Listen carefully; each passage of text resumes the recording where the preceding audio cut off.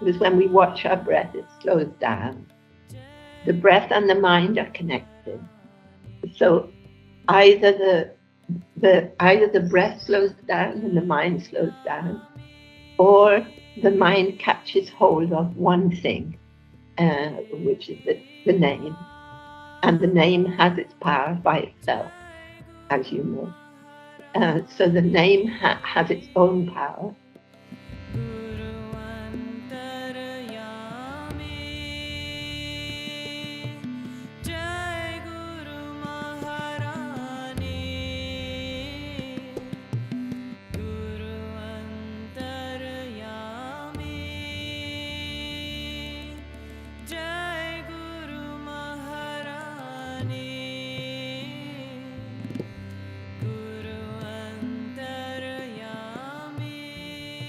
Namaste, everyone. It's Nina Rao again, and I'm so honored to have with me one of my favorite people in the world for her loving presence, but also for the great inspiration that she provides for me and many others. And she's very humble and modest about it, but still agreed to be with us today. So I'd like to introduce you to Nani Ma, who you can see on the screen right here. I met Nani Ma properly for the first time in 2016 in Rishikesh, when I accompanied Krishna Das for a benefit concert that he was doing for Ganga Prem Hospice. Nani Ma is the creator and the sustainer and of Ganga Prem Hospice, which I think, and she will correct me if I'm wrong, is the only cancer patient hospice entity, especially in North India. And we'll get to that a little bit later, but I was so inspired by her work, and then meeting her and being hugged by her, I felt like I was being loved by the great mother herself. So welcome, Nanima. Thank you so much for being here.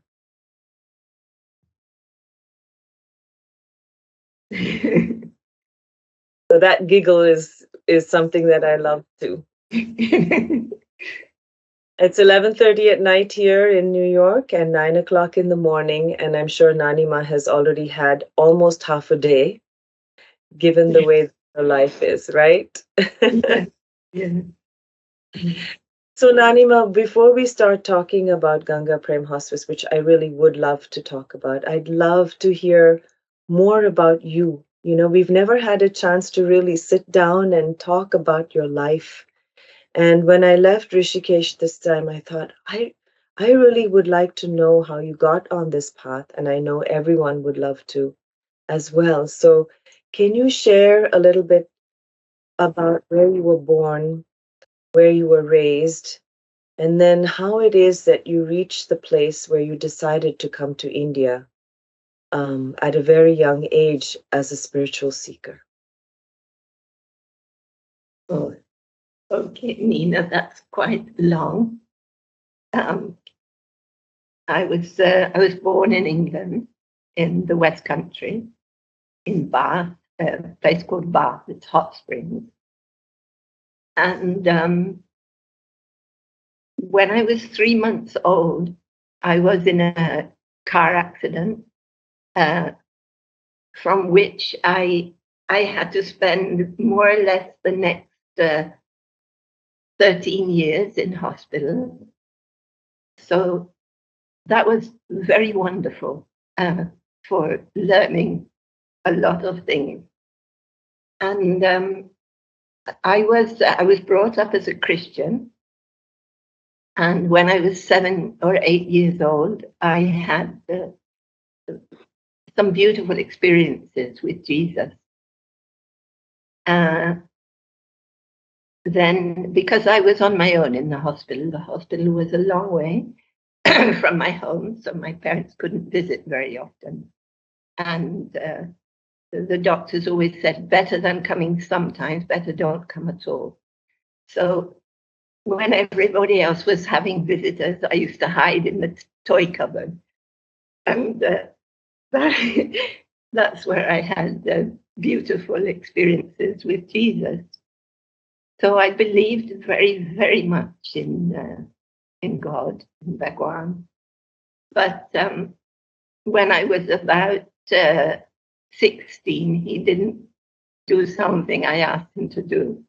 So I got I got cross with him. And then I started to question. And in the church that I was, we had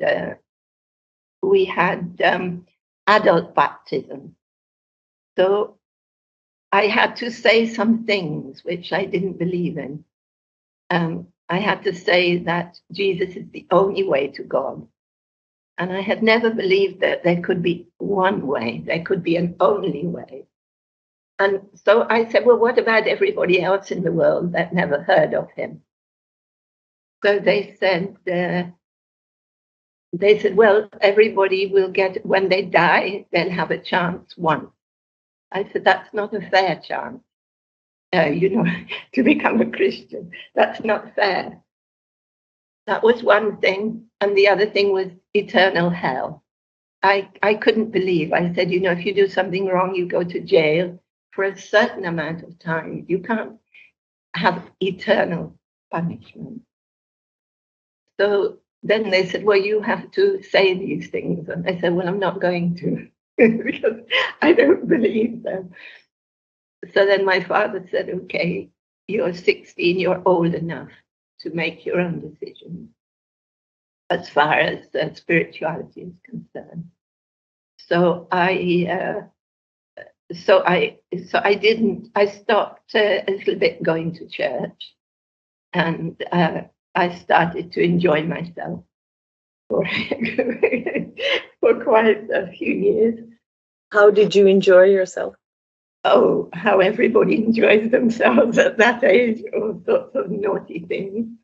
Okay. And then when I was 18, I went to university. And there I had a lot of, thought, a lot of questions, always so many questions. And because I was angry with Jesus, and I'd been let down by the church in that they weren't giving me answers to my questions. But there's a hole if you don't have Bhagwan. There's you're just on your own with your mind, and there's nothing there. So you try this, you try that, you try the other, but there isn't anything except Bhagwan. There are only, no enjoyments. They just don't work. They don't. There's nothing there. You're still hollow inside. So then, when I was about maybe in my third year, I started to hear about India. And I always wanted to go to India. They used to laugh at me when I was a little girl, because when I heard the word India, I used to say, I'm going to India. And everybody used to say, where is it? And of course, I didn't know where it was. And then I would be quiet. And next door to my auntie, where I used to go and stay, there were Indians living. And I used to poke my head through there was a hole in the fence. And I used to poke, they were so beautiful. They were so beautiful. They wore beautiful colored saris, and everything smelled so nice. And there were so many children. And I was on my own in my auntie's house, and I thought, this is so miserable. So I used to make an excuse and go out from her house to buy some sweets or something, just so that I could see the Indians. I think there was a samskar there. And anyways, then when I left university, we could get a cheap ticket to India or to America. Stupidly, I chose America. I'm sorry, but stupidly, I chose America, and then I was there for 3 weeks, traveling up the East Coast, across Canada, down the West Coast. But then when I came back to England again, I wasn't liking anything that I was supposed to be doing. And I kept hearing more and more and more about India. So And then I heard about ashrams, and somebody told me. Oh, then I lived in Morocco for nearly a year. I mean, Morocco, Spain, Amsterdam, all over the place, Paris. And then it was always India, India, India. And I got a little picture of Shivji from somewhere. Somebody told me he was Krishna. I had no idea who he was. But I liked it so much, I used to keep it in my purse. And it got creased. So then I put it on some cardboard, and it was standing in my bedroom. And I liked it so much, I used to decorate it with flowers. And I used to light incense, so I put the incense near it. You know, they call Shiva Bolinath. Bolinath, it means the simple. And so I think he must have accepted that as puja. It wasn't meant to be, but Bhagwan is so generous. And then I decided to come to India. So those were the days when things were very different. So I came with a girlfriend overland. You did. I wondered about whether you. I did. That's what you do when you're young. Yeah. I don't know how many secrets I'm telling now, but we hitched across Europe and to Turkey, and then in Turkey it possibly wasn't safe to hitchhike, so we sold some blood. Actually. No, then we did, yeah. Then we went on a train. Sorry, I'm telling too many stories, am I? No, I love these stories. This is exactly what I wanted to hear. These were the old days. So then we got a train to Ankara. Then from Ankara to Tiran, there was a bus. And we met lovely people. They would, let us stay in the houses. Then from Tiran to Kabul in a bus. Then I stayed in Kabul a little bit. There was no fighting anywhere then. Right. Can you tell us which year that was, Nanima? Which year was that? That was 71. I mean, I reached India in 71. It took me about 3 months, I think, to get to India, overland. So that was just when the war might not have begun between India and Pakistan at that point. No, it was just after. Just after. Yes, because that was how things worked out when I was in India, because I couldn't go beyond certain points. That makes sense. Because I was a foreigner. And yeah. Did you feel, just as just a separate question, but traveling as a young woman at that time, did you feel unsafe in any way? Yes, sometimes I got scared. My friend got very scared. She went back from Kabul. So I was left on my own, but I had met some other people. I actually, perhaps, I felt scared sometimes in Morocco when I was hitching on my own. Okay. So you landed in India. Where did you land up? I what?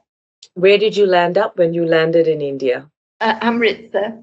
And we had to cross on foot from Pakistan.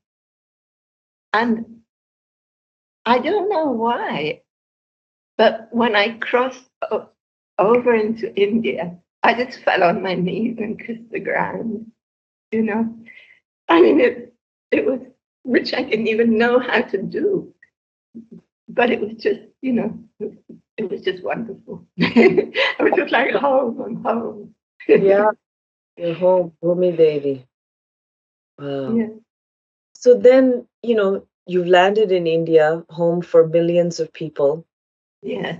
search of something. What were you looking for when you came? If you remember at that time, what was in your mind? It was always the same, Nina.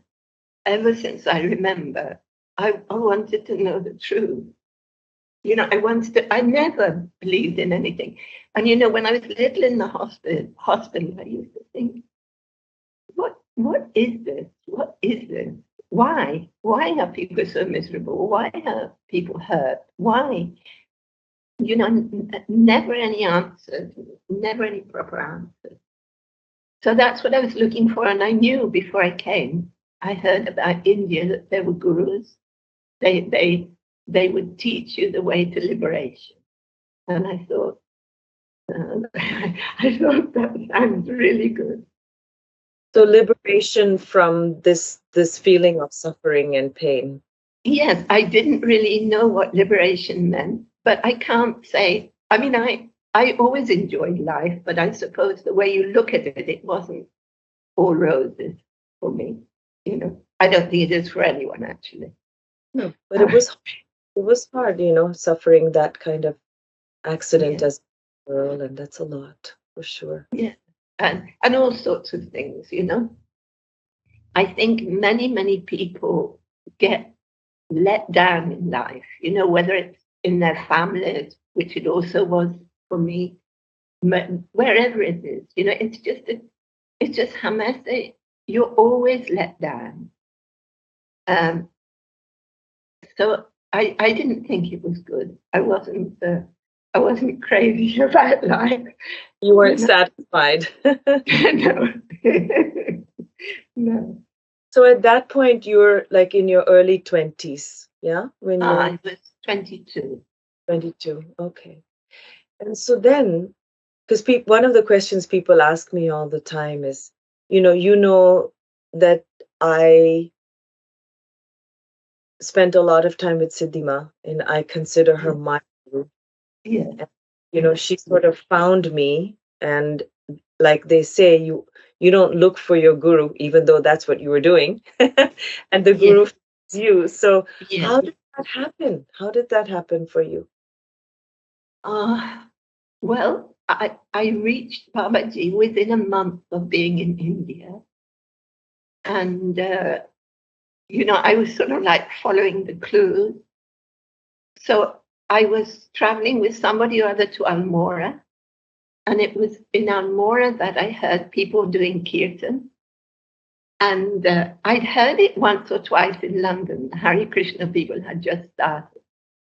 So there were all these people going along playing kirtan, playing cymbals and singing kirtan. And there was one foreigner. So I rushed up to him and grabbed his arm and said, "What are you doing?" It sounded really nice. And then he said, we're doing kirtan. So I said, "What's kirtan?" So he said, "We're singing Bhagwan Ki Naam." So then I said, "Okay." And he said, "Our guru told us to do it." And I said, "Oh, where do the gurus live?" And he said, he just looked at me like I was crazy. And he said, "They live by the Ganga." So I rushed back to the hotel and got a map out. And then I looked for the nearest place on the Ganga, which was Badrinath. So, so I got on a bus, to go to Badrinath. I left the people I was with. I mean, they were just traveling. So I left them and I got on a bus. There were some other foreigners on the bus going to Kainchi. And they kept saying that you come to our guru in Kainchi. So I said, "Is Jangaji there?" And they said, "No." Then I said, I don't know what sort of guru that is. He's not by Gangaji. Because you get things stuck in your head. So they told me about Maharaji. And, it all sounded good, except that it wasn't on the Ganga. And I had that stuck in my head now that So they got off at Kanchi or somewhere near, and I went on. I couldn't get to Badrinath because of the war, because there was a point where they said no foreigners beyond this point.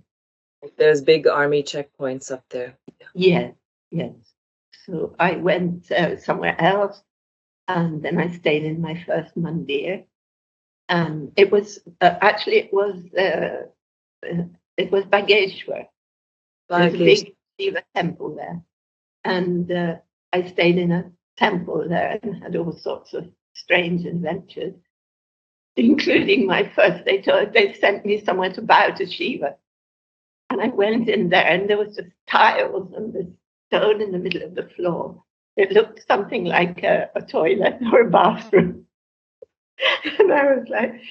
So I came back and they said, did you have Shiva's darshan? And I thought, well, I said, yeah, I went into the temple. I didn't see any murti. I didn't see any statue or anything. So I didn't know what the Shiva lingam was. Anyway, there was an American lady came there who was a sannyasi. And she sort of gave me some type of... explained some things to me, gave me a mala.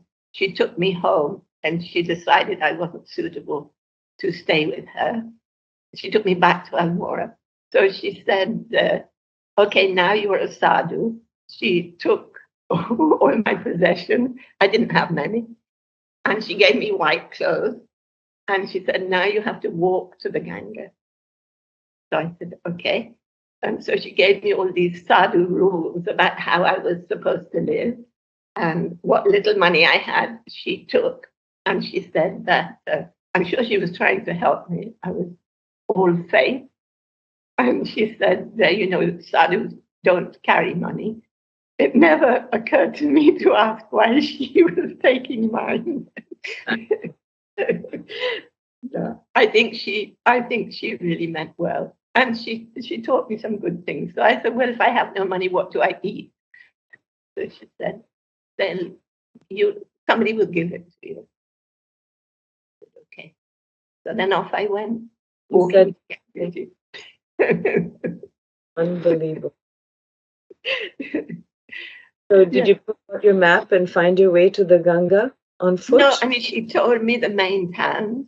You go down the hill, you go to Raniket, then you go to Ramnagar.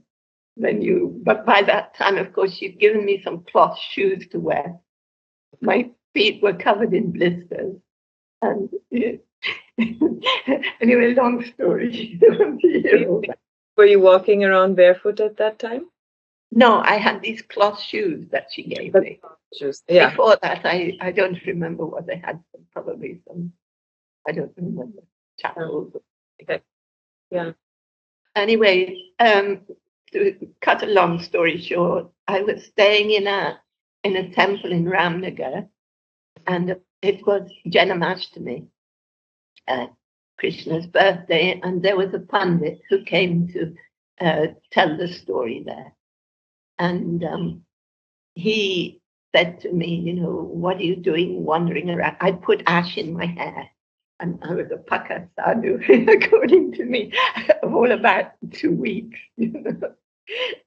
And so he said, you should be with a guru, and I just burst into tears. And I said that, that's what I'm looking for. That's what I want. Because the good thing that American sadhu did, she introduced me to the Gita. She gave me Gita Ji. So I was reading Gita Ji. And in the second chapter, at the end of the second chapter, there's a description of the realized being. And I was really praying, if you're anywhere, if you're anywhere, I want you, I want you, I want you. So then, so he said, my guru lives by the Ganga. And immediately I knew it was Babaji. So I said, oh, please take me. And he said no. He said no. So just for people who are listening. Sorry, that's a long time. I'm speaking too much. No, not at all. I just want to, for people who are listening, to just know who is Babaji, if you can say his name. Babaji, when I reached Babaji, Babaji he lived in Rishikesh. And he was a completely dispassionate person in that he just wore one cloth, no shoes, didn't touch money. He lived in a cave. He had no possessions. People, all the offerings that people gave him, he immediately gave out at the same time. He apparently didn't know English, so he was beyond language, and so I found that out. There was no language barrier with him. He was also a Sanskrit scholar. We know very little about his background. And how was he referred to? As what was he called? Babaji. We just called him Babaji. And Babaji in India, I mean, you know, it doesn't really, I mean, all sadhus are either Babaji or Maharaji. Yes. So he was Babaji. They called him Mastaram Babaji. Mastaram. So Pandit said no at first that he wouldn't take you to him, but you did. Pandit said he wouldn't take me to him, but he just wrinkled up his nose at me, and he said, "There's no foreigners living with Babaji. Babaji doesn't speak English. What would you do there? You find an ashram where there are foreigners." But I already knew it was Babaji. You know, I mean, just my heart was just, it knew. And then I thought, oh, now what can I do? Then in the afternoon, you know, he had this thing, he was giving satsang. So I was sitting there as well, though I didn't understand anything. And he was making everybody say Ram, Ram, Ram, Ram, Ram, Ram, as many times as they could. And he would count them on his fingers. So then somebody pointed at me and he shook his head. Somebody was saying, you know, let her do it. And he shook his head and wrinkled up his nose again. And then everybody was saying, no, let her do it. So he said, he called me, he said, come here. And he said, have you ever said Ram before? And of course, I wasn't sure that I ever had said it. So he said, now you take a deep breath and you say Ram as many times as you can. So I said, okay. So I took a huge breath and Bhagwan ki kripa, it was just Bhagwan. I don't know. It just went on and on and on in one breath. Ram, Ram, Ram, Ram, Ram, Ram, Ram, Ram, Ram, Ram, Ram, Ram. And I was watching Pandit's face and his eyes were just getting bigger and bigger. And when I finally ran out of breath, he said, no one but me has ever said so many Rams in one breath. So then he said, I'll take you to my guru. He said, now I have to take you to my guru. So he did. So he brought me to Babaji. We went to Hardwar, then the next day we went to Babaji. And it was heaven.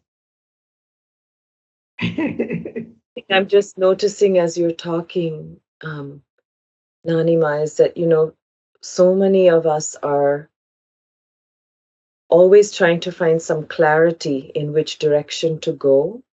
And it seems like you made all your decisions really actually fully trusting in your heart, the direction that your heart is. Yes. And in some way, you know, you're listening to your own inner guru. And here you were, and this led you to the guru and the body. Yeah. What happened when you met him? You know, there were stone steps going down. It was rainy season, Janmashtami, just after. And Gangaji, we used to flood his cave. So he was staying up on the bank above the beach under a tarpaulin sheet. Even walking down the steps, I knew, I really knew I was home. I really knew. So we went in under the tarpaulin and Panditji gave me an apple to give to him. And he was sitting like it was dark under the tarpaulin, and he was leaning against a log, big log, and I couldn't see his face or anything. It was just his silhouette. But it was so peaceful, Nina. and then there were other people. They were sitting around me, and I didn't need to look at him. My heart was, they say your heart is singing. It was singing. It was singing. And I went to the other end of and it overlooked Gangaji, and Gangaji was big waves. She was so beautiful. And they were all speaking in Hindi anyway, which I couldn't understand. And then Babaji gave some sweets. I was given some sweets and told to eat them down by the Ganga. So that was great. So I went down there and sat by Gangaji and ate them. It was wonderful. And then they called me back. And after a little while, Panditji said, he spoke English. He said, okay, so now we're going home. And I said, I'm not going anywhere. I'm going to stay here. He said, no, you can't stay here. There's nowhere to stay. You can't stay here. And I said, ask Babaji.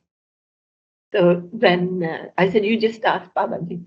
And Babaji said to him, yes, you'll stay here. And then, Nina, after a little while, 2 sadhu ladies came. And they were staring at me and speaking to Babaji and speaking to Panditji. And then Panditji said, oh, a miracle has happened. I said, what's that?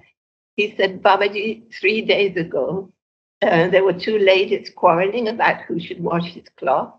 And he said, I'm going to call a foreign woman. She will wash my cloth.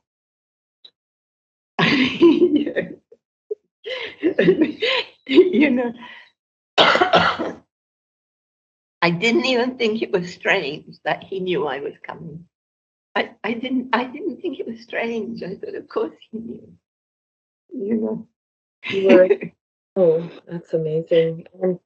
So I just as a side thing here, not a side because it's so much part of you.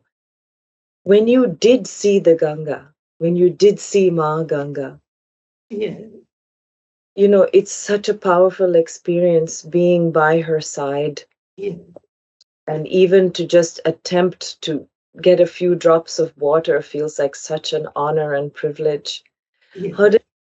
So can I ask you a little bit about your relationship with Gangaji and what is that for you? How does it feel?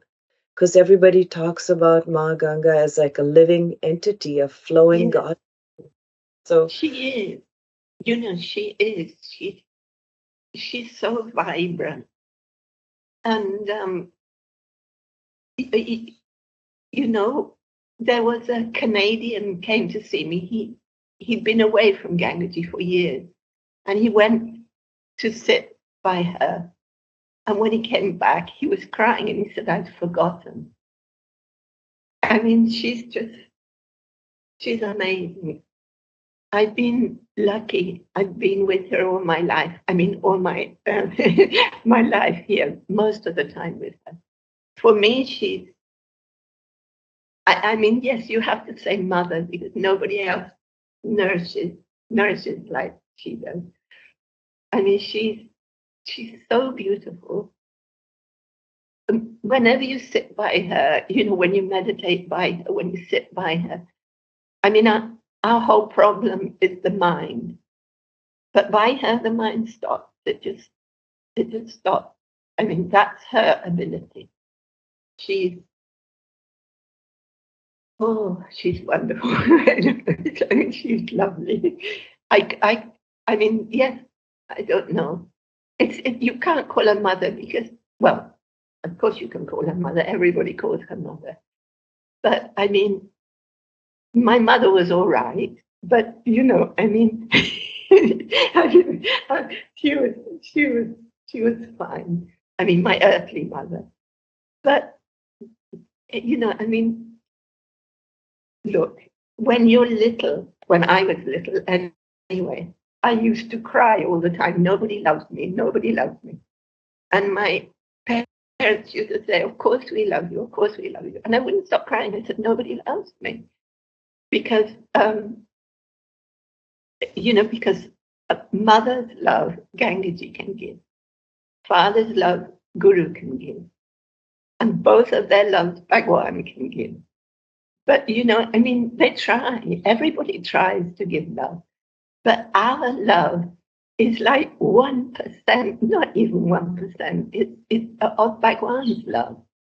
So you're lonely until you find Bhagwan. Everybody's lonely. Whether you have a partner, whether you have a wife, a husband, whether you have parents, there's something you don't have until you have Bhagwan. It's because everybody tries to love, but it's different. I can understand that. I mean, it's like a continuation of what you were saying when you were young, and everything that you tried that you thought would make you happy just didn't. Yeah. It doesn't. So now you've arrived with Babaji, you have the support of Gangaji, you're completely at home in this beautiful land up in the mountain, and he has welcomed you before you even knew that you were invited. Yes. So then how did it go from there? What happened for you? Well, he just adopted me like a little puppy dog or a kitten or something. And everybody else hated me. They didn't like me being there. But he did. And I would just sit by him when there was nobody around. And he would teach me things, just point to something, tell me the name in Hindi.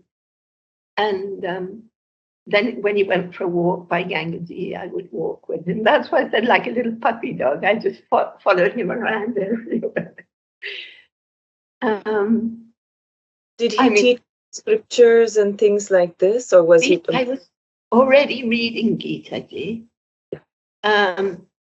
So they used to, people, his devotees, they used to do kirtan, they used to sing the Ramayana. Whenever anybody who knew English came, they translated for me. So he used to tell me some things. He told me to keep reading Gita Ji, which I did always to this day. And so in the beginning, it was really just teaching me how to live. He gave me a holiday, Nina. I needed a holiday from the world. 22 years in samsara. I needed a holiday. He knew it. So he didn't teach me anything, but just being with him was a teaching. He taught me love. He was busy opening my heart. He was busy cleaning, because I'm sure my heart was a big mess. So it was all from his side without any words. Did he give you any practices, or did you just naturally find a way to? I was already had this big Rudraksh mala, which that lady had given me, and she taught me Namah Shivaya, Om Namah Shivaya. So I was doing my japa, and I was reading my Gita Ji. So in the beginning, that was all. Then when somebody came who knew English, he told me the story of the Ramayana. They were translating it. So he told me the whole story. And then he told me to repeat it. And he was really happy because I remembered the whole story. The whole story. Did you relate it in English? You told it back in English to the Yes, I told it back in English. Then he got some school books for me so I could learn Hindi, because, there wasn't anyone. Every day somebody didn't come who knew English. So I needed to speak to him. And so then I learned Hindi. And then he gave me Hindi Gita Ji. So then I was Hindi, English. And then I really wanted to read the Sanskrit. So when I had learned some Hindi, then I told him I'll read it in Sanskrit. And he said, no, no, no, you can't read it in Sanskrit. It's different. And I said, I mean, I was very stubborn. So I said, no, no, it's the same as the Hindi. He said, no, it's not. It's a bit different. It has half letters. You can't do it. So, of course, immediately I took Gita Ji down by Ganga Ji and I started reading the Sanskrit at the top of my voice. And then he came up behind me and he said, Acha, theek hai. Then he told somebody to teach me how to pronounce it. Now, you know, he taught me all the time, and he was very strict, also. Very strict. And in what was he strict? What was? You know, it was he would create situations and teaching situations. You know, as the more I got to understand, the more I went on my spiritual path, the stricter he got.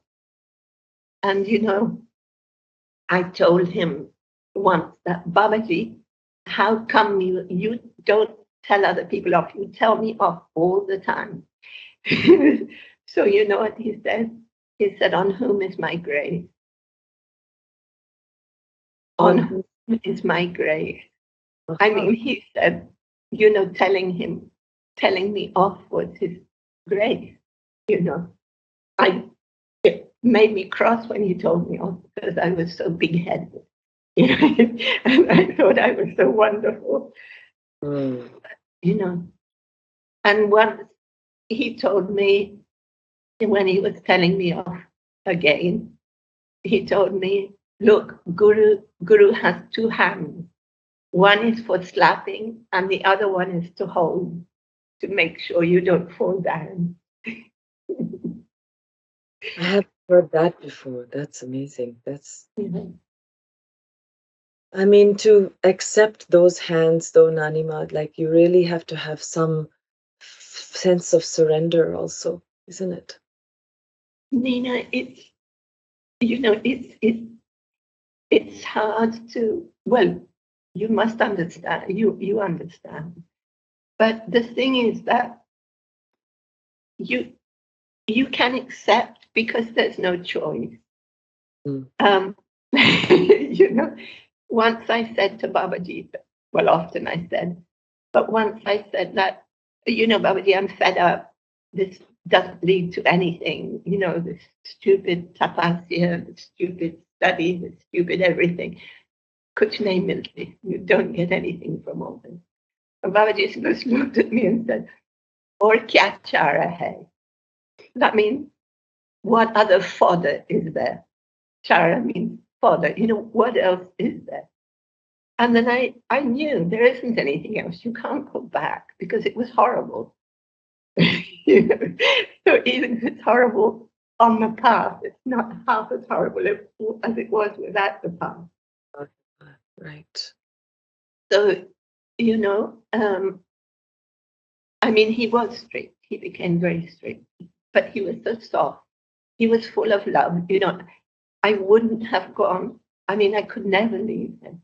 I got cross with him once and I said, Babaji, I'm leaving. And he said, okay. Like, okay. What do you mean, okay? And then I said, no, I'm leaving, Babaji. I'm really leaving. I thought, you know, I was so necessary to him. You know, I was, how could, but he just said, okay. And then he turned around. I was following him. He was walking in the garden when I told him I was leaving. And he said, Babaji didn't ask anyone to come here. He doesn't ask anyone to go. If you want to go, go. If you want to stay, stay. And he just walked off. You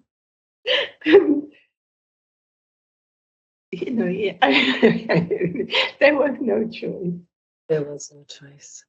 You ended up being with him and staying there for how long? It was 16 years until he took Samadhi. I never went anywhere. I went once or twice. I had to go for visas. I went once to see my brother in Calcutta, who was in Calcutta, coming to Calcutta. But I went to Ayodhya, Kashi, Ganga Sagar. Babaji said, okay, go, but go on a Tirth Yatra, not just to see your brother. Yes. So then, and otherwise I never left. How did you live when you were there? Did you live? I mean, he seemed to live very simply. Yeah. Did you do the same? Very, very simply. Sometimes later on, there was an Indian girl, Madasa. She started to cook there. But in the beginning, there wasn't even any food. Some people went to Kshetra, to get bhiksha. Some people ate the leftovers from Babaji. People would bring tiffins to feed him. So he would take some food and then he would ask, who ate today? Then he would ask, who ate yesterday? Who didn't eat yesterday? And then you got the tiffin. Whoever hadn't had food for 2 days, we got the tiffin. And, for sleeping the first few months that I was there was a house nearby where some of his devotees were staying. And then they left and the house got locked. And they said to me, take your bag. I had a little bag with a couple of changes of saris. So I took my bag. And then in the evening, when it started to get dark, everybody was leaving. So I said, where shall I sleep? The house is closed. So Babaji said, sleep where you want. So it was summer. I found a nice space on the beach and lay down there. About 2 minutes later, a sadhu came and said, Babaji kere. And Babaji said that you can't sleep here. So then I said, well, where shall I sleep? And so I went back to Babaji and he said, no, you can't sleep here. The women don't sleep down here, only Baba. So I said, well, where shall I sleep? And he said, sadhus sleep on the ghat. So, I was all of 22. The ghats were a kilometer away in the village.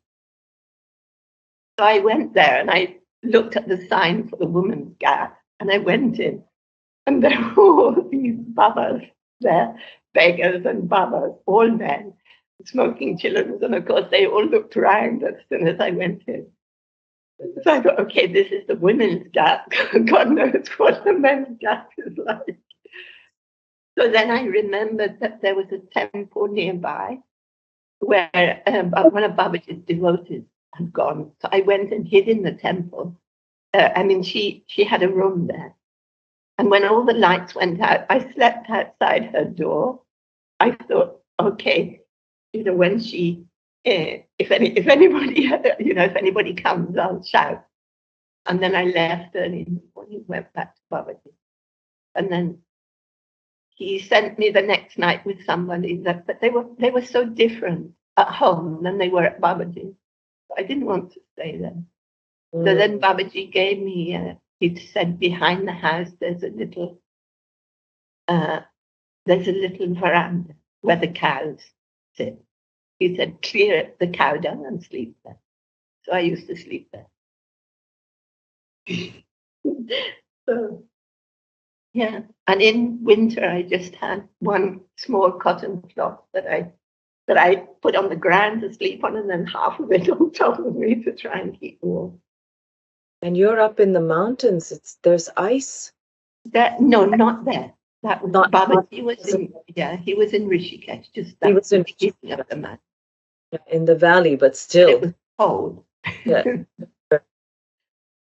And did you take snan in Gangaji, and that was your regular? Yeah. There was anyway nowhere else to take it. There was no water. Later on, I started to stay in the house, but there was no water, no running water. So everybody bathed at 3:00 in the morning, even the kids. Yeah. Siddhima talked about a lot also, about that was one of her favorite things to do, was to have Yeah. in whatever the temperature was in. Yeah. Yeah. Afterwards, after Babaji went, I lived in Gangotri, and there, you had to break the ice to bath. Yeah, I heard about the beautiful. You can tell the story about the well. Why don't you tell us about the well? Well, there were two wells. There were the well where I used to bathe because I had to walk over the ice to get to the bit that was water, and it was very far in the middle. And one day the ice broke, and it's sharp, so it cut me. It cut my leg. So then I thought, and I only just about got out. So then I thought, okay, we have to think of something else. So at the edge of Gangaji, during the day, I broke a hole, like a well, like big enough to bathe in. And then I had a big piece of wood, a heavy piece of wood. Sorry, Gangaji. But every morning when I came down, it was like just about 2 inches of ice. So then I could break that easily. Right, in the same spot. That makes sense. Yeah, in the same spot. I made a circular. Am I talking too much? No, I'm just, I asked somebody, I was talking to somebody about you. Actually, it was Diane. And one of the things she said, Nani Ma is probably the most devoted and disciplined person she's ever known. And I'd love to know a little bit about, Nanima, just in being with you and seeing how I literally was describing how it is when I saw you walking through Ganga Prem. To me, it feels it's like effortlessly, you just float, everything that's going on, what needs to be done here, there, about the patients, about the supplies in the hospice, and at the same time, you've already had half a day before you've even arrived there. So I know for all of us who are trying to do sadhana and some kind of practice, can you share a little bit about what does your daily look like?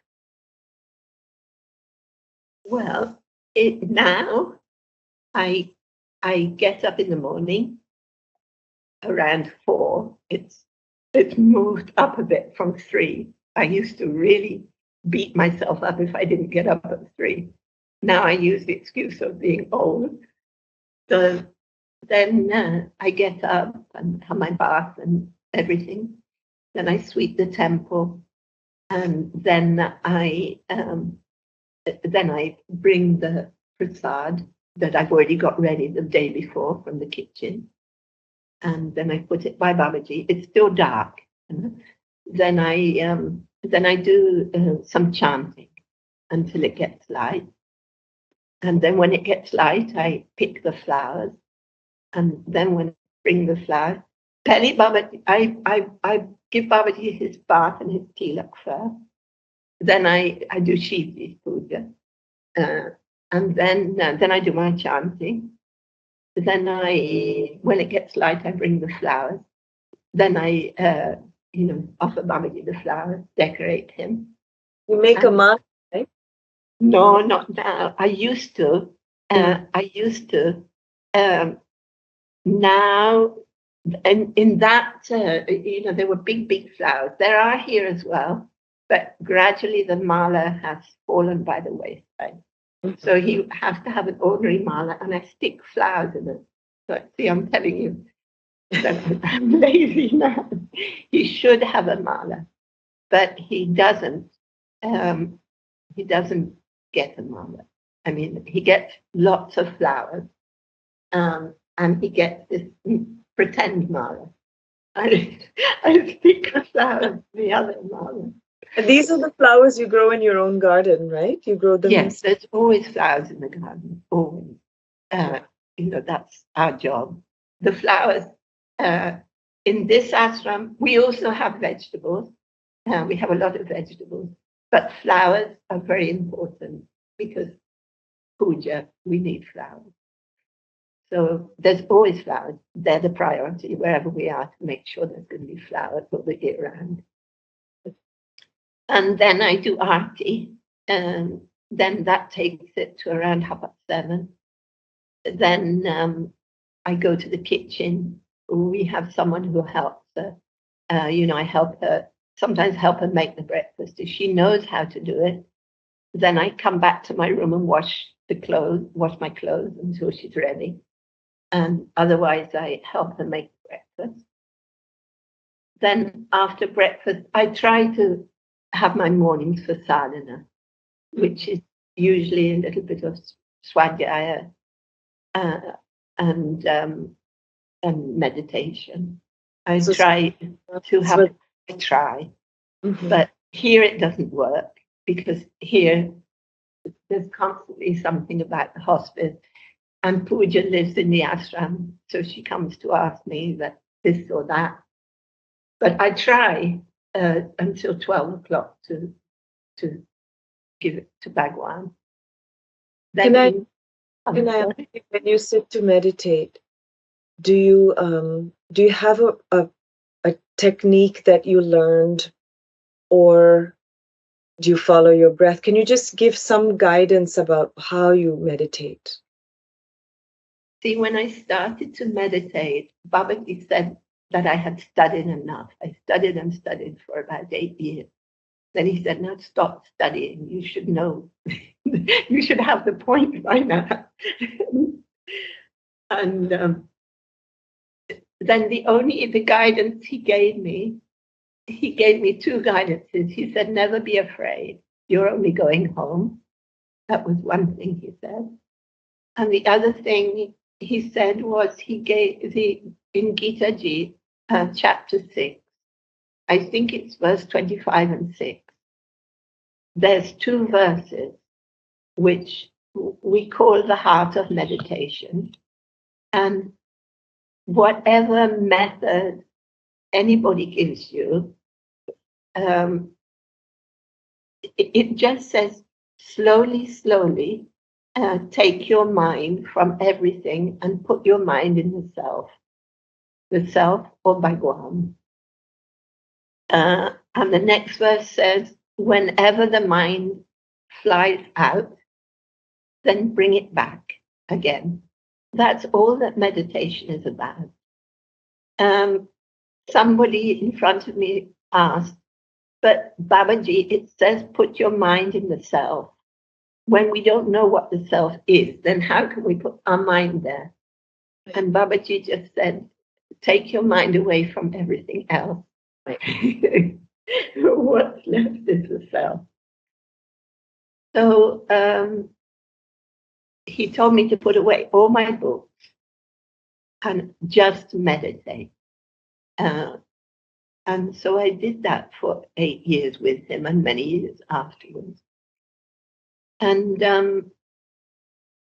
he said, that if you have trouble with your mind, which we often do, people often do, you can watch your breath, or you can repeat the name of Bhagwan. You can repeat mantras, but better than mantra is a name, and better than names is one syllable. Because one syllable is easier. Mantras can be long and you get lost in the mantras. It's all right because the mantras have their own power, but really for one-pointedness, one syllable mantras, or maximum 2, are the best. That is why, for meditation, Ram,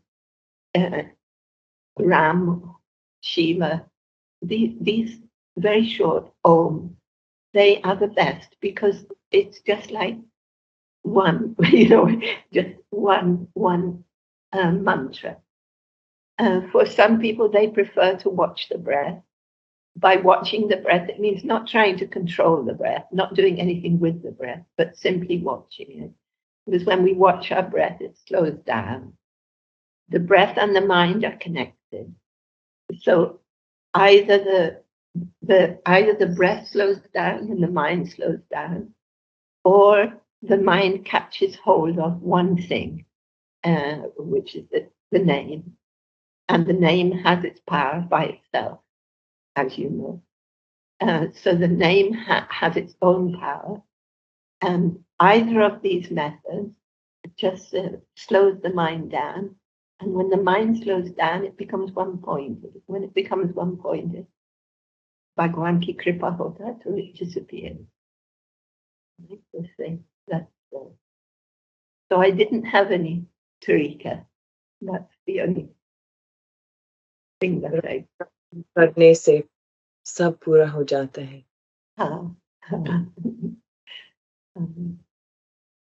Okay, so I want to go back. Are you okay to talk some more for a little bit? I'm okay if you're okay. It's the middle of your night. Yeah, okay.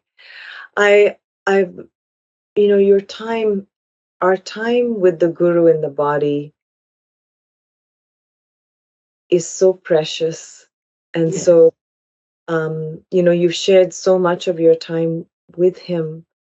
16 years is a long time, and there's so much that can be said about our time with the Guru that you can't even really speak about, because the experience is sort of inexplicable in a certain way. Yes. So when he took Samadhi, did you know that it was going to happen in advance, or was it something that happened spontaneously? And how can you kind of describe a little bit of that experience? No, Nina, I mean, although I never believed it, it was the Kumbh. There was a Kumbh in Hardwar before Babaji left his body. And Babaji never, ever stopped anyone touching him or coming near him. So in Kumbh, as usual, there were hundreds and thousands of people visiting him. And every time there was a Kumbh or a lot of people, he used to get sick. I mean, he used to get fever. Then when he got fever, he didn't eat. So this time he got fever and he didn't eat, but he didn't start to eat again, however much we tried. And then finally he would take a little bit, a few mouthfuls or something, but he just got thinner and thinner and thinner. And then he wouldn't take anything. Then he was on liquids and just coconut juice, and he got very, very weak, very, very weak. We built a grass hut for him because he couldn't get in, he couldn't walk. So anyway, so yes, everybody thought that he was leaving his body. I kind of thought that he wouldn't. I didn't think he would leave me. We have such arrogance. And but even at the end, they all started singing kirtan, and I wouldn't sing it because I knew why they were singing kirtan. I mean, it's not that. I mean, of course, I sang kirtan. I love kirtan, but I knew why they were singing it. So I didn't want to believe it. But then he did. He left, and we understood he had prepared everything. We always used to say to him, Babaji, can we have a Kand Kirtan? And he used to say, you won't do it, you'll break it. So then we used to say, no, Babaji, we won't, we'll do it, we promise we'll do it. So then we started a Kand Kirtan of Mahamantra. It went on. So, but then he said, okay, if you want to start it, you can start it on Yogini Ekadasi, which was it's an Ekadasi in June. So then we started it, and I think it was 2 years, and he left his body on Yogini Ekadasi. So it was for us that he did it, and on that day, when he left his body, nobody wanted to sit in kirtan. Everyone wanted to sit by his body. And so somebody came to me and said, "What shall we do? Everybody wants to be here." So then I realized it's Yogini Ekadasi. It's the day that we started it. So then I said, "So you can do Parayan. You can." I mean, they did it. They did it properly. Parayan. And then then he left his body at 4:00 in the afternoon. So then it was the hottest time of the summer. It was also the solstice. It was, according to English. English, yeah. So hot. So they brought ice also and put big blocks of ice on either side of him, because everybody kept phoning people and saying, "Wait for us, we're coming," from Delhi or from everywhere. But then the next day, all the ashrams in Rishikesh, they all sent their boats. Oh, this is very difficult to talk about, And then we took him, and also there was, the year before there had been a big flood, and Dave Daru, it's cedarwood, a huge Dave Daru had come, and we had it cut into planks because it had come on the beach, and they had made a throne out of it, and there were a lot of planks left, not a lot, but some. So they said to Babaji that we said, "Babaji, what shall we do with the other planks? We'll make something." He said, "No, they have a purpose." So I said, "What purpose?" And he said, "You put them." He told me where to put them. He said, "You put them behind the Devi temple." And he said, "You will know." So then I said, "Babaji, what do you mean?" He just said, "You will know, put them where I'm telling you." Then everybody said, "We've got to make a box to put his body in." And I said, "Oh, Babaji." And I said, "The wood is behind the Devi temple." So then we made a box, and then we brought him to the cave, and everybody did their last puja. And then then they took him down to Gangotri, and they bathed him, the Babas. And then they put him in the box. And then the boats had all come. Everybody, all the ashrams wanted Babaji to go in their boat. But we put him in one boat with some of us. And everybody got into the other boat. Then we took it to the middle of the Ganga and put his body went in the Ganga. In the Ganga. Mm.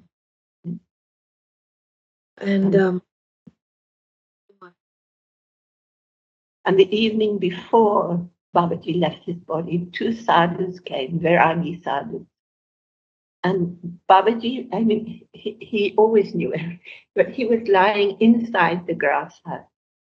And he said to me, "There are two Babas outside, standing outside. Give them food and somewhere to sleep tonight." It was those Babas who did everything for us the next day, because we were all crying, And then after Babaji had his body was in the Ganga, they made khichdi for everybody. And anyway, these are long stories. Yeah, it was difficult. So that particular phase of your life, what happened after that? Then, how did you then move through to get to this place? Oh, yes, that was difficult. I stayed, I think, for the 16 days. But, when sometimes, maybe often, when gurus leave their bodies, there's sort of differences of opinion in the ashrams about what should be done. And, different people want to be the boss. So it was okay, but I didn't want the various suggestions. And it was very beautiful because it was so heartbreaking. I went to see a friend. They were all saying, oh, we have to do this and we have to do that. And I went to see a friend. I had never been to see him before. He was in another ashram ever. And he was reading a book. And then I started to tell him, about what they were suggesting in the ashram, suggesting particularly that I should stay there. And I wanted to go. I was only there for Babaji. Mm-hmm. And when I started to tell him, he had put the book down and he said, okay, now I understand why you came. Read this. And he gave me a book. It was Sufi's story. And the story said that when a great one leaves, he is complete in himself, and there doesn't have to be a tradition afterwards. There doesn't have to be an ashram. There doesn't have to be someone else who sits there. What he came for, he's given you in your heart, and that's what he came for, to give you, each one of us, whatever he gave each one of us. So, I mean, it was the answer to my dilemma as whether I was supposed to sit there. So I left. And for me, Babaji was my father and Gangotri is my mother. So I thought, okay, I'll go to Gangotri. Yes, I went to Gangotri. I went to Gangotri with the clothes on my back. I left everything else behind because it's also, when people get upset, they say things which they don't really mean.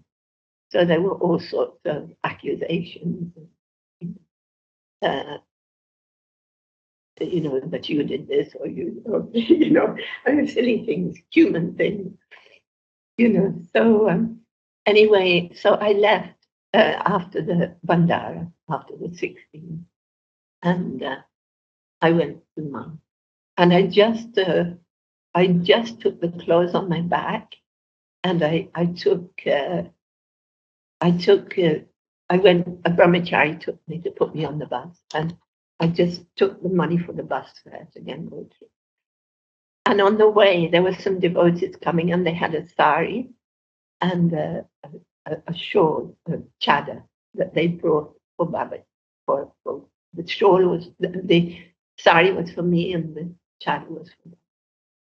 So they gave them to me. I gave them to Ganga I gave the chadar to Ganga in the temple when I went there, and I said, okay, Ma, my father's gone now, you have to look after me.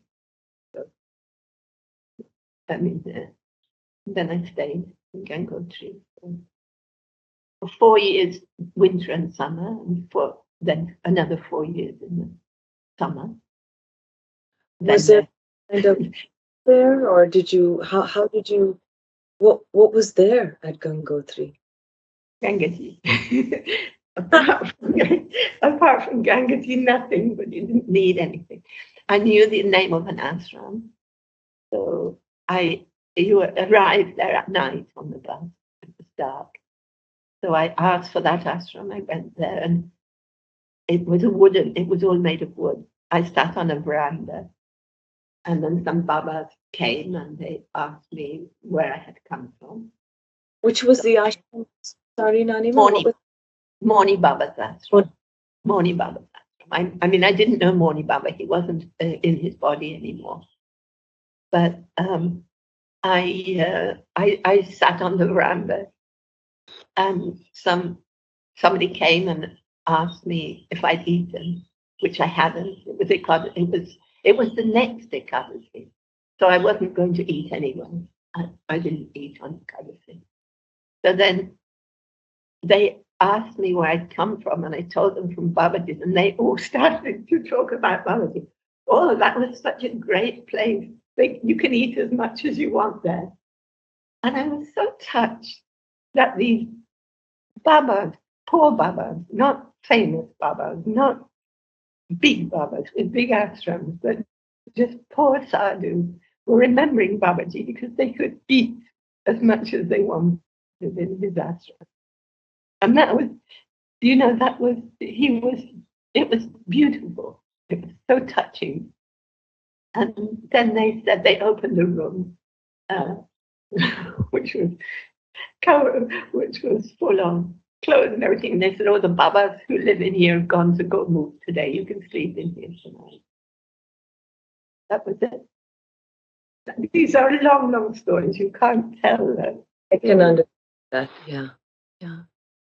But then I know that you have a little ashram of your own in Uttarkashi. Huh. And so how many years? Okay, there is a lot of ground to cover. You cut out whatever you want. Yeah, I mean, we don't have to cover everything, but I guess, anyway, this is for you. I know. For you, and you can share what you want. Yeah, no, I want to know everything. I wish I could spend like a whole week with you and just that's what I like. So if you can just kind of guide us in, what happened with after that. Did you spend a lot of time doing your own practice while you were in Gangotri, and then kind of what happened after that? Yes, I used to meditate. I used to sit by Gangaji meditating, even in the snow, even when it was snowing.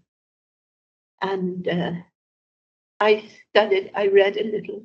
I used to read a little and mostly meditate. And then I was there. Then, I used to sit on the snow and just with a piece of plastic or something underneath. So in the winter, and I got quite bad rheumatism. So after a while, everybody said that it would be, people that visited said it would be a good idea if I, if we came down a bit, if we had an ashram. So then there was an ashram near Uttarkasi.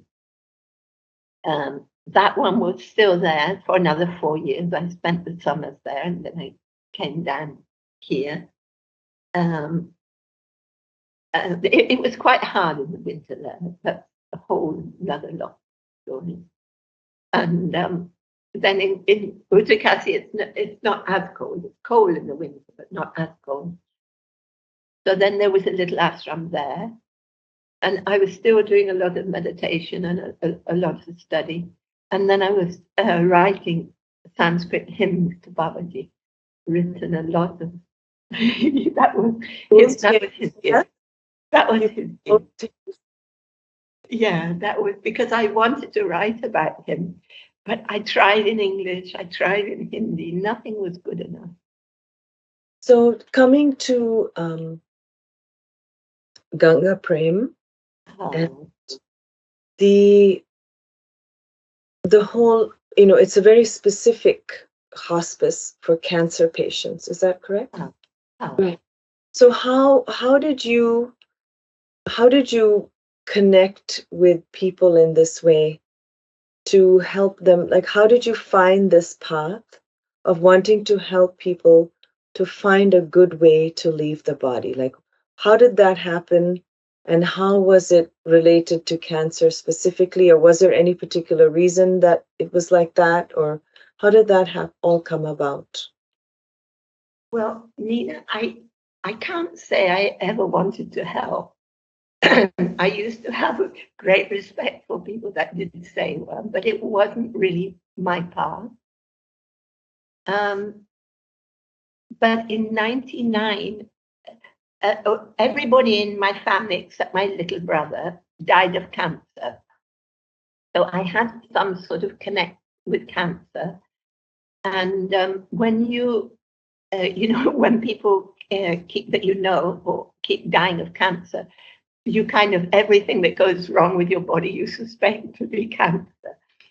But anyway, I was quite ill for some time in 99. And not only me, but everybody thought it was cancer in the stomach. So I had an operation in Delhi in 99 to remove the cancer, but there was no cancer.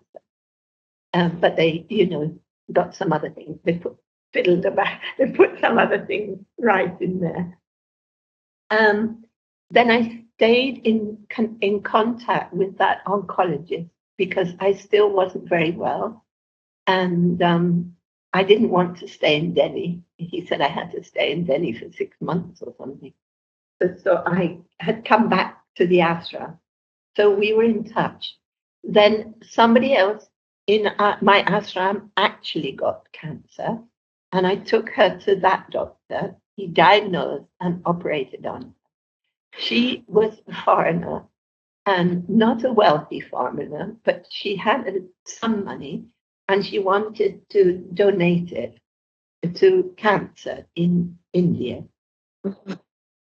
And the doctor, I asked him, and he made several suggestions, including hospice, which she was really interested in. But she said, I don't have enough to build a hospice. So, but she said, I can give it. Maybe it can be the start of a hospice, the first donation in a fund.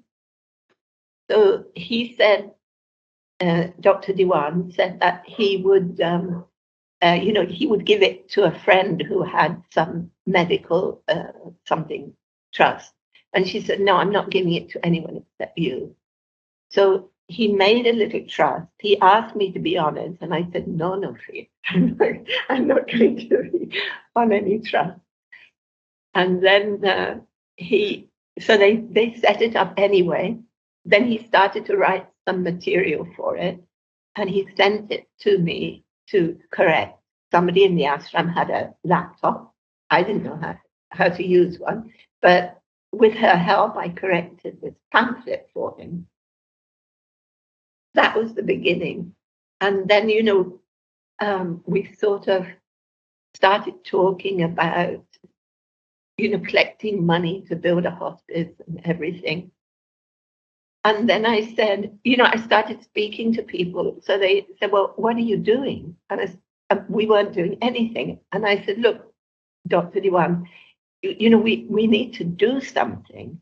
And we can't just ask people for money, that we hope to build a hospice one day. And then, so we decided to have monthly cancer clinics. Mm-hmm. So we started to do that in Rishikesh. We were looking for land in Rishikesh. We found some land. We bought a little piece of land. And then we started these cancer clinics.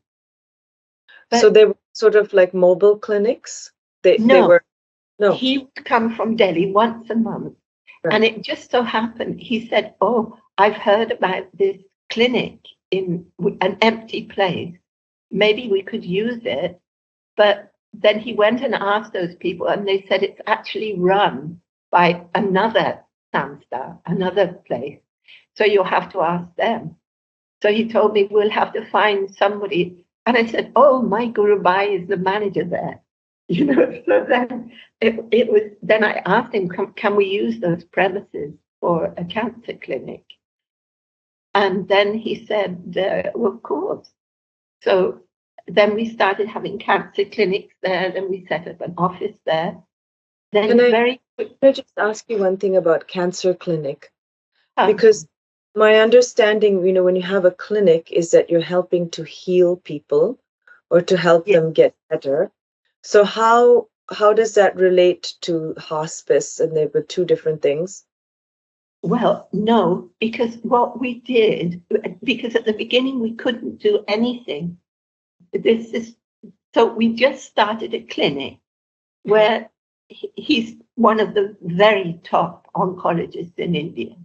So he used to come every month. We advertised. People would come, and he would just tell them what tests they needed. And what they needed to do. He gave clinical, there was no ojar, there was nothing, just advice.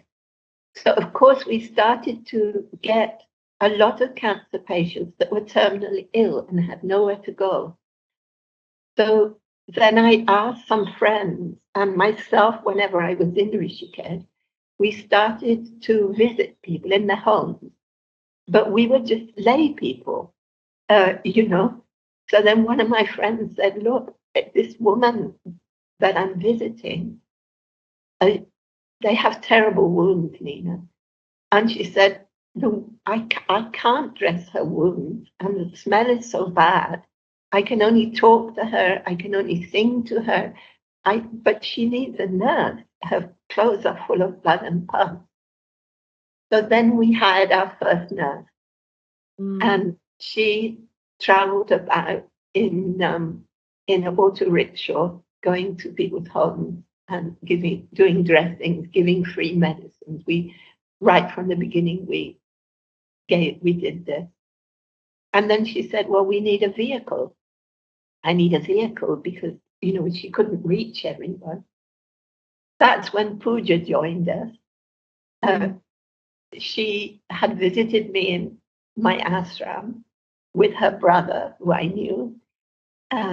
Anyway, she joined us, and things just changed then. She's quite dynamic. So, you know, she got us a vehicle, and then another nurse, and then gradually we got big sponsorship to build the hospice. And the hospice was built in 2017. We'd been doing home care for 10 years by then. Okay. So, yeah, so the actual inpatient started in 2017. And that you said you had found some land, and so that's the land on which you built the. Yes, yes. It's only a small piece. We sincerely wish it was bigger because, you know, we can only have a maximum of 14 inpatients, and we have to turn people away because now we're so well known. You know, we usually have it varies, but between 150 and 300 home care patients. We have 3 cars going every day doing home care in Hardwar, Dehradun, and Rishikesh. We've opened a tiny, well, it's an ashram, but they've given us a couple of rooms. We've opened an office in Dehradun because then it cuts out 3 hours of traveling time. We can see more patients. Yeah. Yeah, so then, you know, I mean, we would like to be bigger. One is financial, obviously. It's expensive because we don't charge anything for any patient, and the inpatients have a carer as well. That food is totally free, stays free, obviously. So it's a lot. It costs a lot to run it, actually. So how many paid staff do you have that you have to have? I think there's about 45 because we have 12 nurses, we have a resident doctor, then we have drivers. We have 4 drivers for the home care, and one has to be there for emergencies. Then we have guards. We have 4 guards. Then we have cleaners. We have 6 cleaners, 3 household, who clean the floors and the windows and the doors, and 3 who look after the patients. Like vomit and feces and everything, and the toilet. Then we have 2 cooks, 2 cooking assistants, because food is mostly a lot of them are on liquid diet. Yes, I noticed that. Yeah, and they have so for food they are there. We have 2 gardeners so that those who can walk, or even if we take them on the wheelchairs, they can sit in the garden. We have a pujari for the temple. We have a washerwoman. There's lots of. We have people in the office, 4 people in the office. Do you have volunteers as well? Are there people who like to volunteer their time, and is that helpful for you? Yes. We used to, before COVID, we had quite a few foreigners. Mm-hmm. We have, now we have more Indian volunteers. Sometimes we have some IT people working in the background from all over the world, people. And so we've got, you know, like HR people, we've got web people, they're all volunteers. We can't afford, you know, anyone permanent. And then sometimes people come to the hospice and volunteer. People come and do kirtan, come and do sundakan. And sometimes we had a volunteer physiotherapist that's not with us at the moment. Sometimes we had volunteer yoga teachers. We love them because they teach the staff. It's nice for the staff to do yoga and meditation. Sure. Mm-hmm. Chanting, you know, mantra chanting. The patients love it. Is there anybody who can come out? Like when you sang there, you know, the ones who can come, they come out, and the others, we open the doors so they can hear. Oh, wonderful. Yeah. And you know, one of the things that struck me as soon as I walked into the hospice was the beautiful mandir in the like before you walk in, you have to go have darshan. I mean, you don't have to, but you want to go darshan before you go into the whole. It's very It's the center. Yeah. It's Ganga, one of her names, you know, is Sukadayani. And Sukadayani is her name. And I thought a lot about what shall we call her? You know, Ma Ganga, obviously, but what special name? And you know, some of the names but I didn't want it to be too poignant because our patients are dying, all of them. But Sukadayani is beautiful because our patients are happy. She gives them happiness, you know. And then Sankatamochan is there, Hanumanji, he's there. Yes. And Dhanwantari, he's there, he's the Lord of medicine and healing. Yeah. And Chief is there, Navadeshwar is there with his family. So, you know, this is such a different type of life than what you lived all those years ago when you were practice by yourself. And you know, for many people it's the other way around.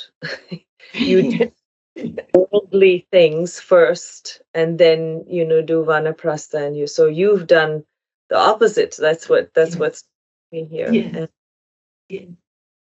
And I have to ask you, you know, Nanima, it's just trying to get anything done in this world is hard. It's a challenge, and particularly fundraising, finding a way to get cash flow. And you know, how do you keep that faith? Because now you've embarked on this project, there are people who rely on you, and how do you keep the faith that it's all going to work out? How do you do that?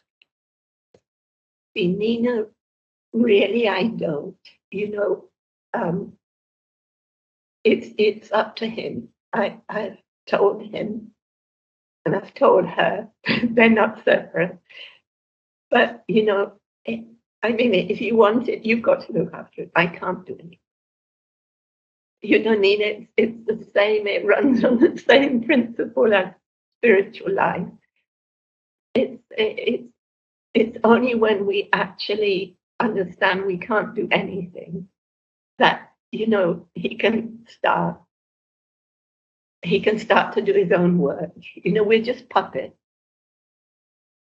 Bhagwan says in Gita Ji, you know, I move all beings around like puppets on a machine. You know, and that's how it is. So it's only when you can stop doing something, thinking you can do anything, that he can get on with his work. You know, Babaji told me a story years ago, and I never understood it then. So many things I never understood then. But he said, you know, it's like a sheep. it gets caught in barbed wire, and the farmer is trying to undo it, to set it free. But it's so busy struggling itself that as fast as he undoes it in one place, it gets caught in another. So he said that, the farmer can only take the sheep out when it will sit still and be quiet and let him do his work. So that's how it is with my life, and that's how it is with the hospital. He runs it, not me. I mean, it's a joke that I run it. I never even saw a computer until a few years ago. I never did any work. Well, I did a lot of work, but I worked in shops when I was at school. I did all sorts of things, but not running a hospice, not fundraising, not running anything. It's not. I mean, it's true. The strange thing is about the scriptures, of which I've read a lot. We read them and we just read them, and they're just words, but they're not actually just words. They're true. Every single word is true. And it's only when that dawns on us after years and years, that we can surrender and give up our efforts. And so that's how it is. The Babaji runs it. Bhagwan, I don't know who runs it. Somebody does. It's not me. Yeah, I'm working for it. I tried. Yeah, we have to put in our effort, and knowing. Yes, we do. Knowing. See, we try.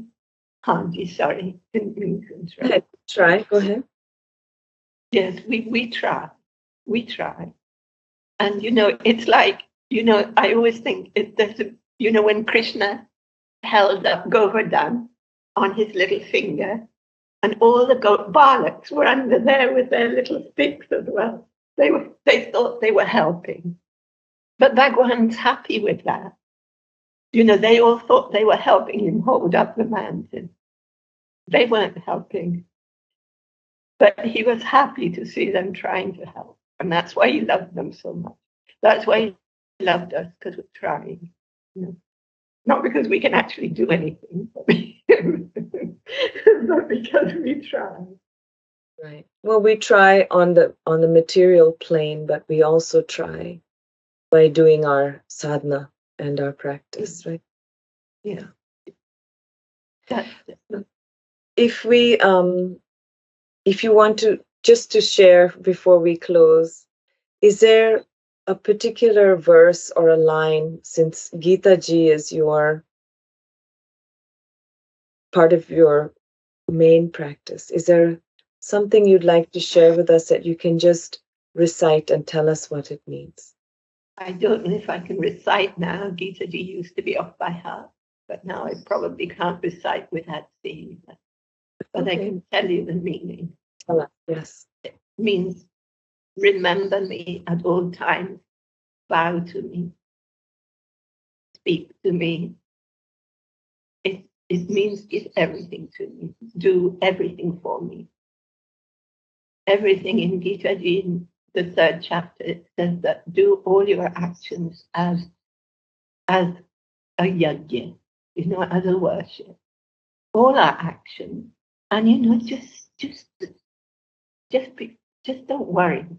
Did you add that in there? Yes, I added it, but he said it as well. It means, because if you don't worry when you give up, you have to do everything for him. And okay, even if you feel that you're the doer, do it for him. Ramakrishna Paramhans said that if you can't be one with him, if you can't dissolve the ego, then just make it into his da, make it into his slave. So just do everything for him and see him everywhere. They draw pictures of Krishna in the heart of everything. It's not quite like that. But it's all him. It's nothing else. There's nothing else. It's just to believe that, do your sadhana. That's all. There's nothing else to do. Really. That's sadhana. And it's all sadhana. With that, we'll close. That's a beautiful teaching for us to go home with. Thank you, Nani Ma. Thank you. Thank you, Nina. Thank you, Nina. I hope I'll see you soon again. I hope so. For sure, for sure. I would love to.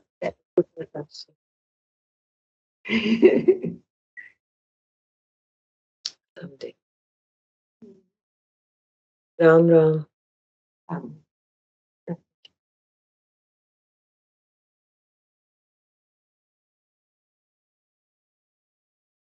Before we go, I do want to let the people who are listening know how it is that they can support Ganga Prem Hospice from abroad if possible, and also from within India in terms of making financial donations to your work.